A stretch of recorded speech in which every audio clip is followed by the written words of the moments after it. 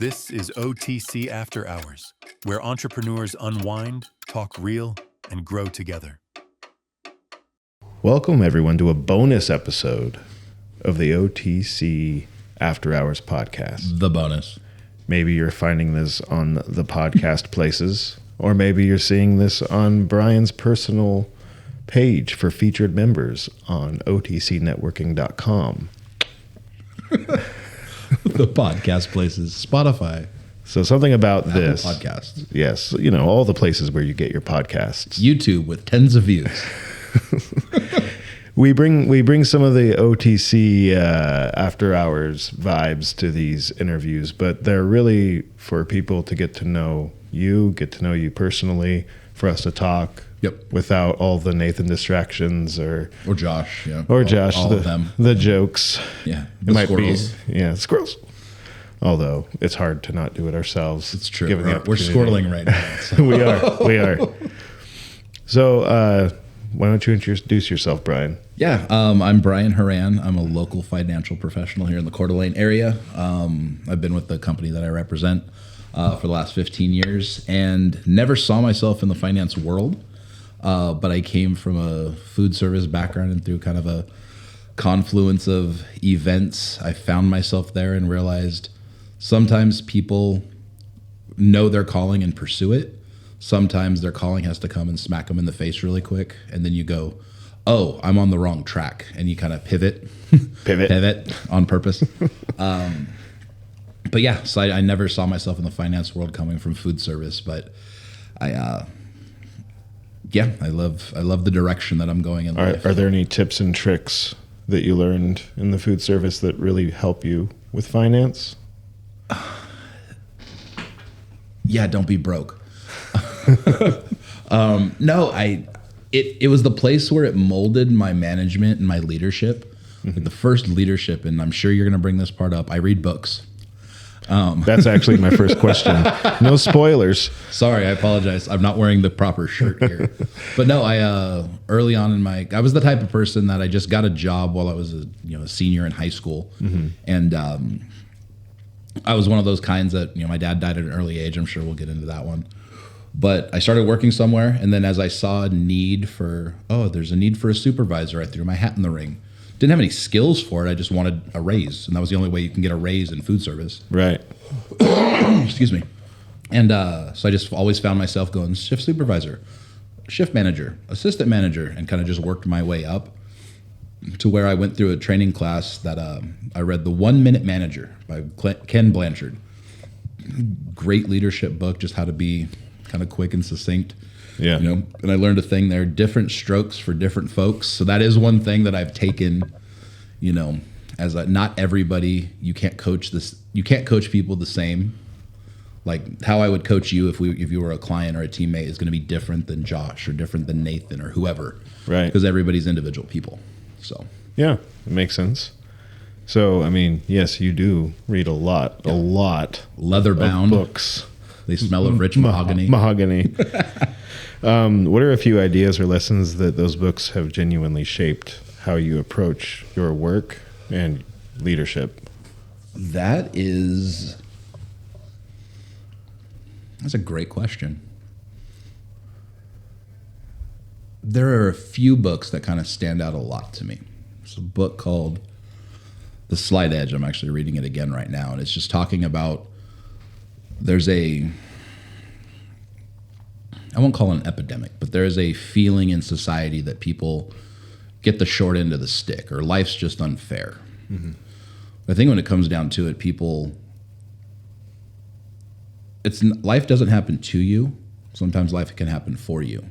And it's up to you, your decisions and things that you make through. So like, if you want to be healthy, eat the right foods, exercise right. It's simple daily disciplines that are easy to do, but they're also easy not to do. Mm-hmm.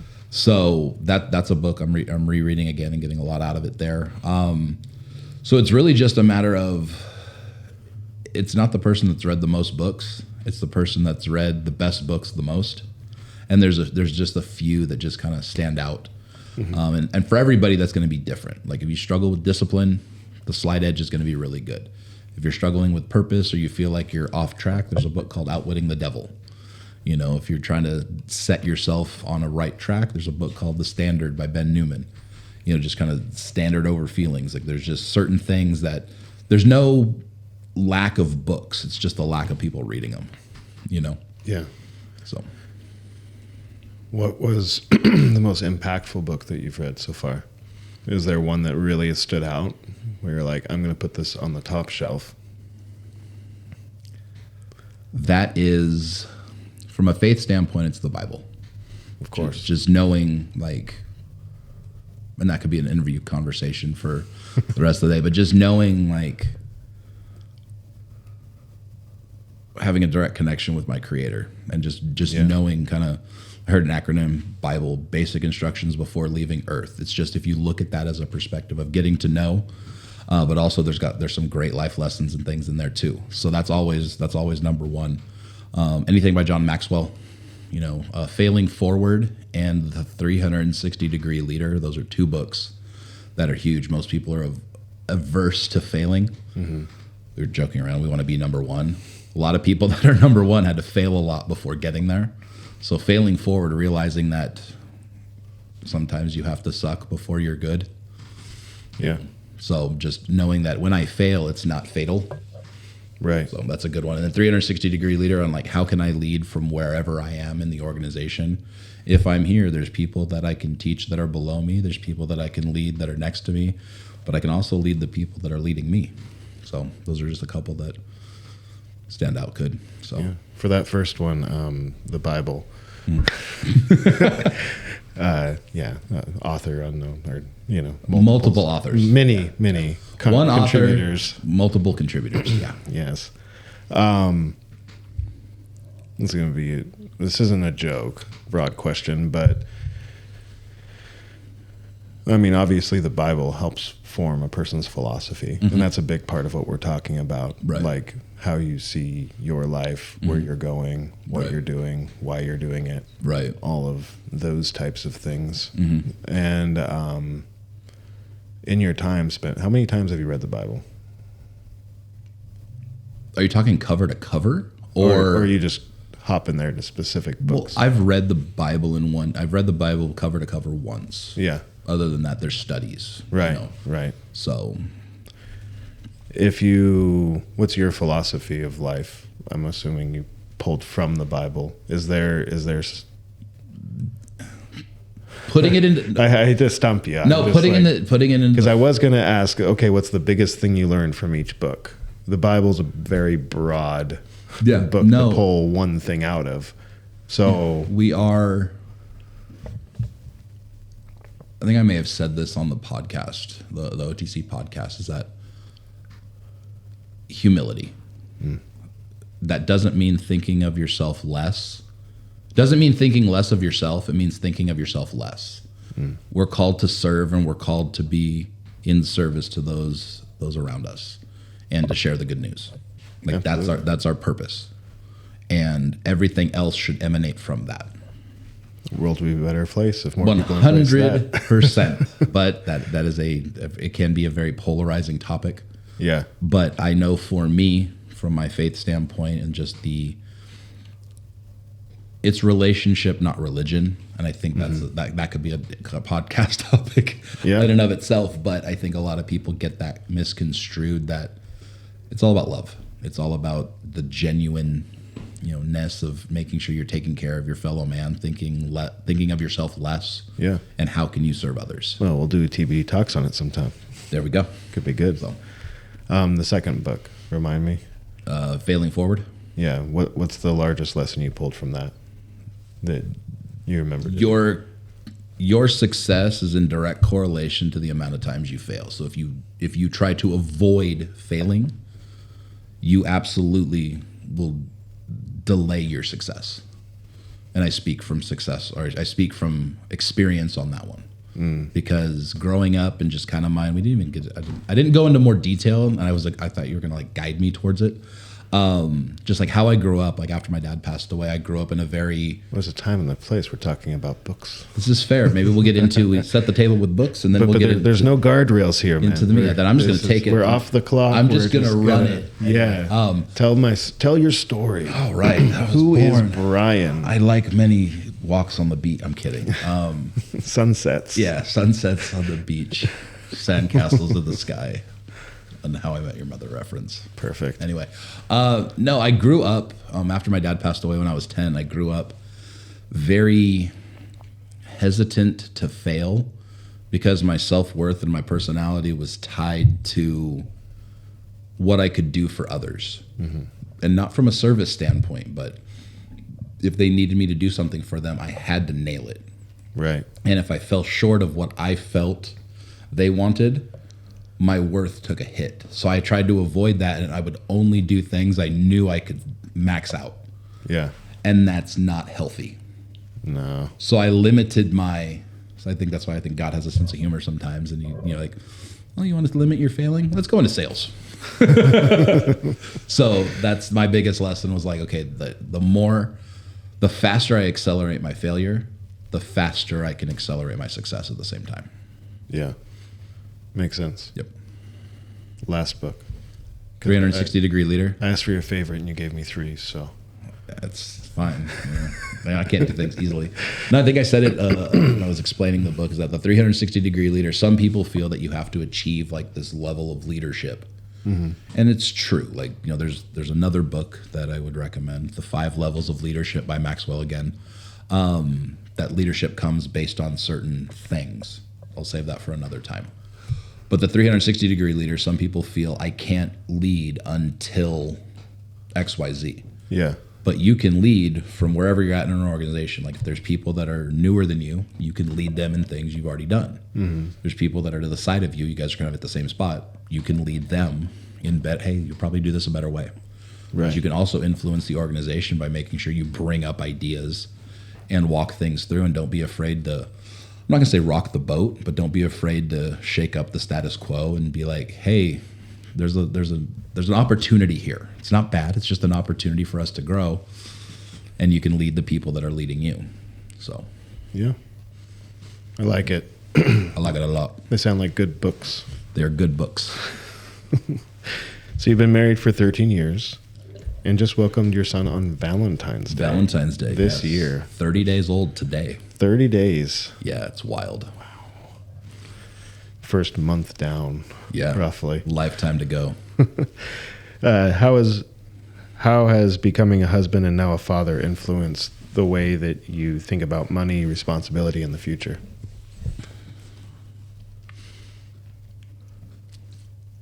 My job as a husband and as a father is to make their life easier.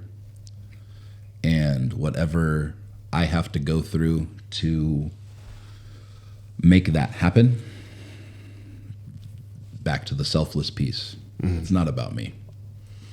And that sometimes can be a hard wrestle when you're still growing as a person. And like for all the growth that I've done, there's still a lot of things I'm still working on. Yeah. God's still working on me. And knowing what is required of you and sometimes feeling that you can't walk that out can create tension that's a little nerve-wracking.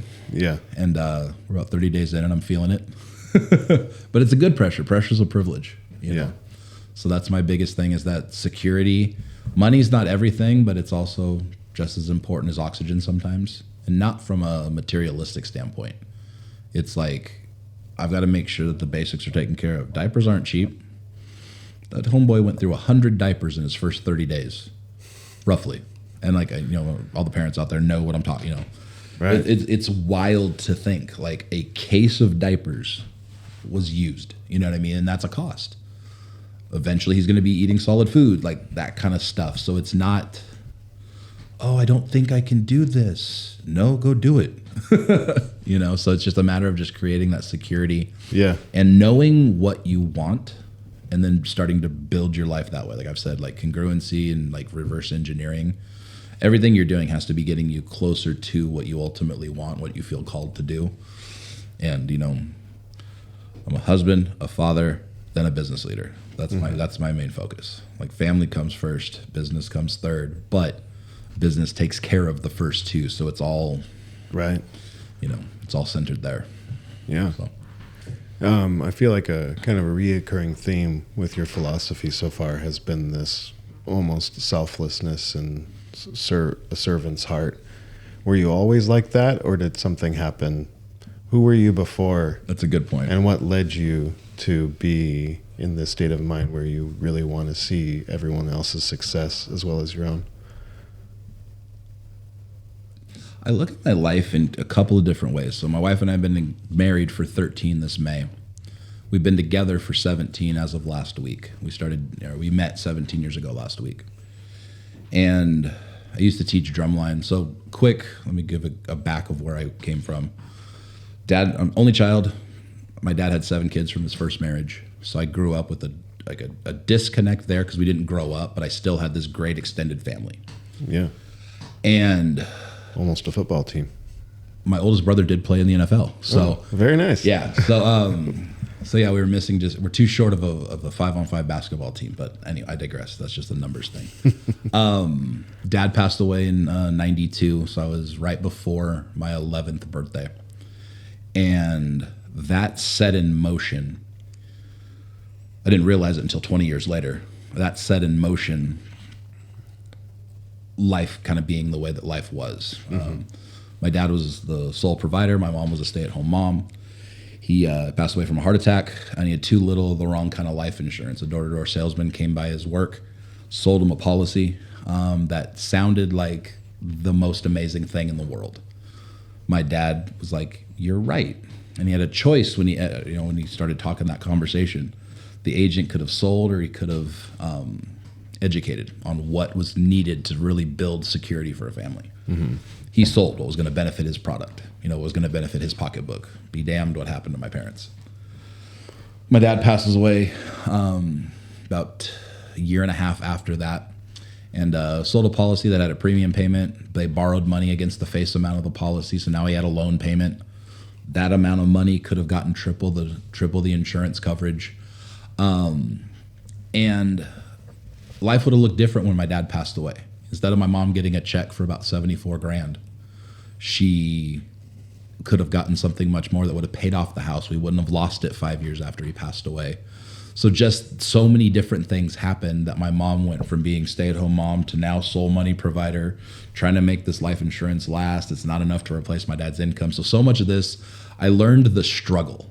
Mm-hmm. And what it was like to my mom always asking for help. And I didn't like that. Yeah. But at the same time, we are called to help, the widows and the children and things like that. And there was certain, my mom, she's like, I got to save this money for Brian's future. So she sits down with an advisor, and I use the air quotes on purpose, that the guy was just renting office space and he skipped town with the last $15,000 of the life insurance proceeds. So I saw the industry take advantage of my parents on both sides. I'm 10 years old. I don't understand what's going on then. And I'm a logical guy. As I started to learn the story, as I got closer to 18, like, you guys signed the contracts. You guys know what's up.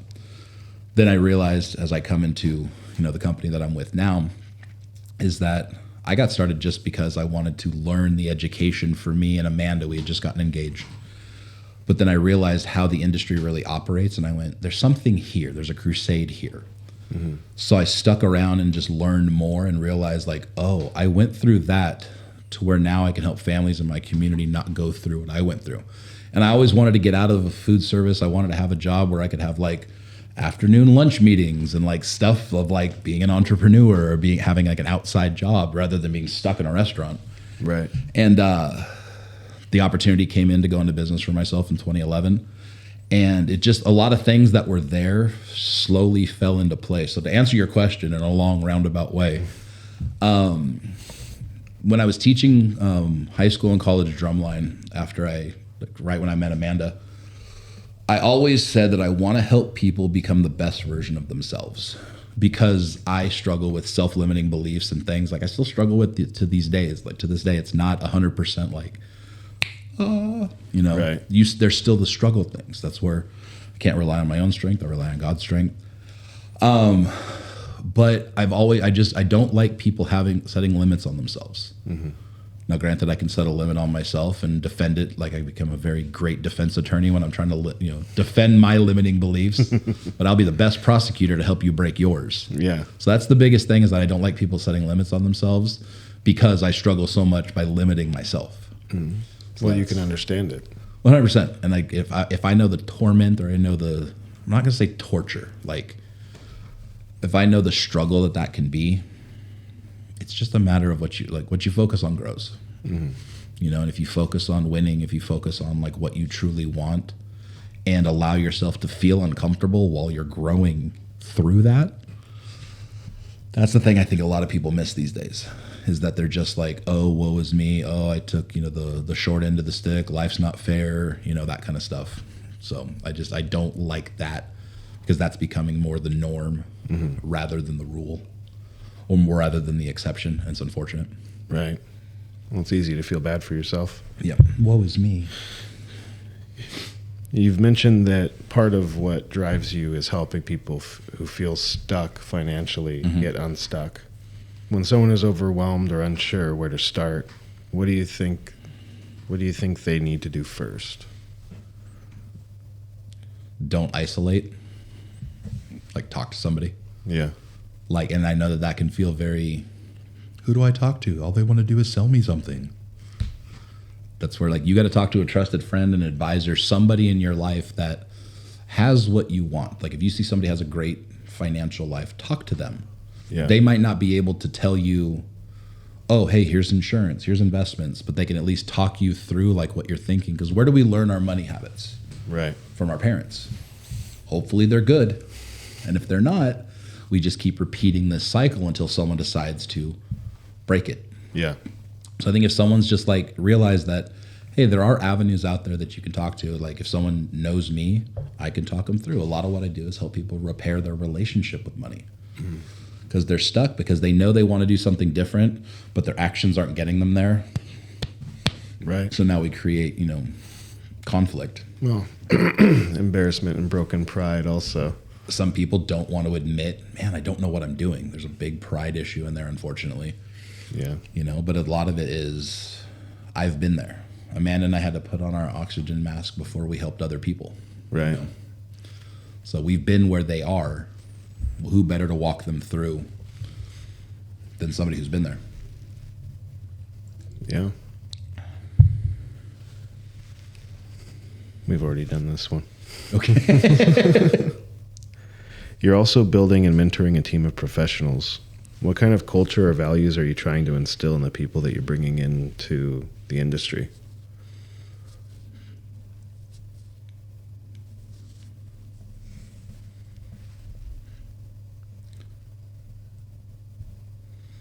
There's an acronym, I think, that can encompass that. It's the word elevate. Empowering leaders, elevating vision, so E-L-E-V.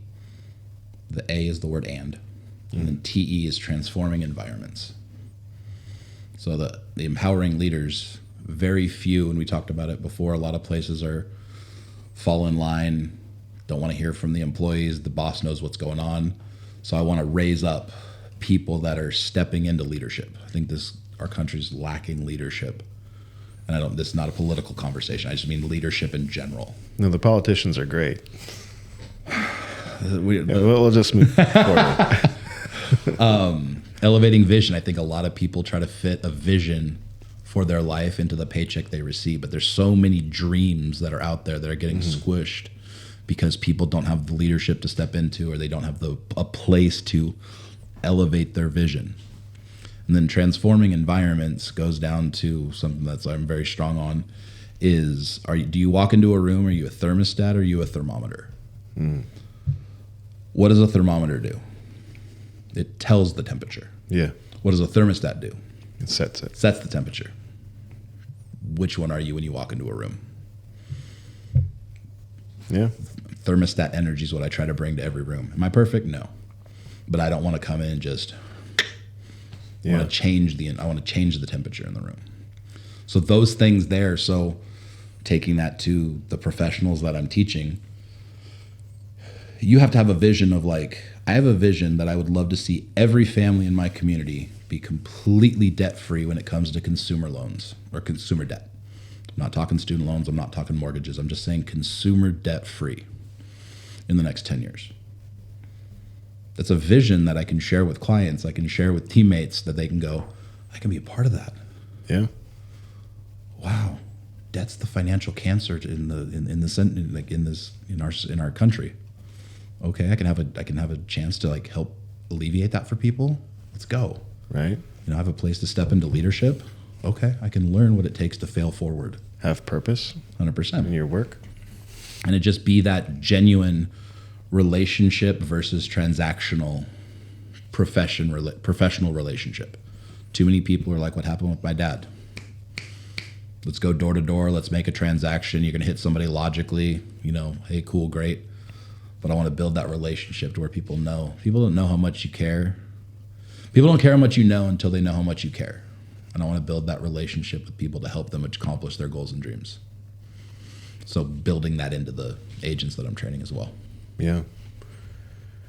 And you were a supervisor, so you've embraced the leadership role multiple times in your life. Even before working, I always found myself as like, I would lead stuff at school. I'd be a section leader in band. Like I was an instructor. It's like I've always been in a position to lead people. Yeah. Now, sometimes that's been positional leadership, level 1 of Maxwell's 5 levels of leadership. Mm-hmm. But at what point can I move to they follow me because they want to? How have your experiences as a leader in different industries, how has that informed your leadership in the family with your wife and eventually your child? Do you feel like you have to adjust yourself? If you have to adjust yourself from one field to another, you're doing something wrong. Yeah. I need to be the same person that I am at work when I walk through the door and be with my family. Like if I have a crap day, yeah, Amanda and Asher don't deserve that. Right. If I have a crap day at home, my team doesn't deserve that. I have to still be real. Life happens. It's not always rainbows and butterflies. Yeah. But I need to be, if I'm a different person and different hats that I wear in life, that's not congruent.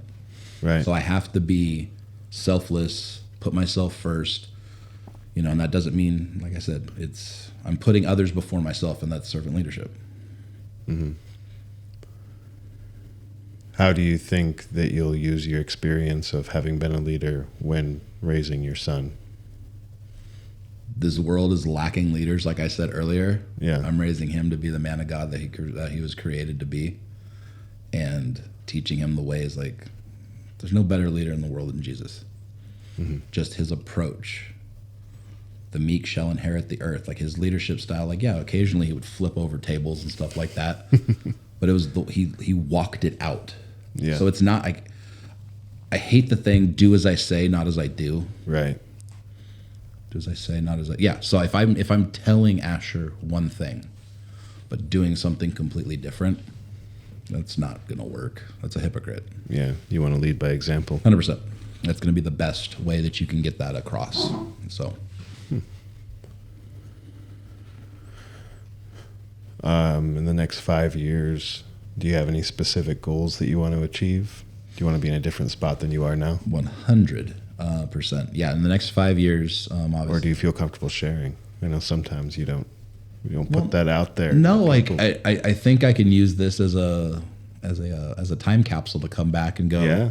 March 16th of 2026, 5 years from now, I'll be knocking on the door on my 50th birthday.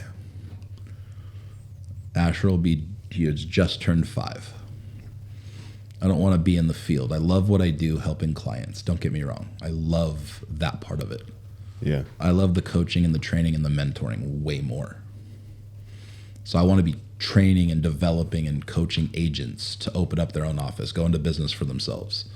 So yeah, in the next 5 years, open up another 3 or 4 offices in addition to the one that we've got now, and just helping more clients through the team that we're building. Am I limiting myself to the 3 or 4 more offices? No, but that's at least the vision. Yeah. Can I surpass that? 100%. I like it. But at the same time, like if I can help people go into business for themselves, learn a new way to make income, Like that was brand new for me. Like we talked about the cash flow quadrant. I only knew the employee box. I did not understand what self-employed was. That was a learning curve for me. Yeah. Realizing the learning curve is great until you realize there's a business owner box. And if you play the business owner box correctly, you can eventually get into the investor box where you're living the dream, money's working for you. It never gets an attitude, it never calls in sick. You know, and that's where you can really live the dream. And that comes down to, what is your purpose? What is your dream? What do you ultimately want? I want to live a life by design and not by default. And sometimes you have to go through stuff to grow through, to take on the life that God's given you a vision for. You know, he's put a lot of things.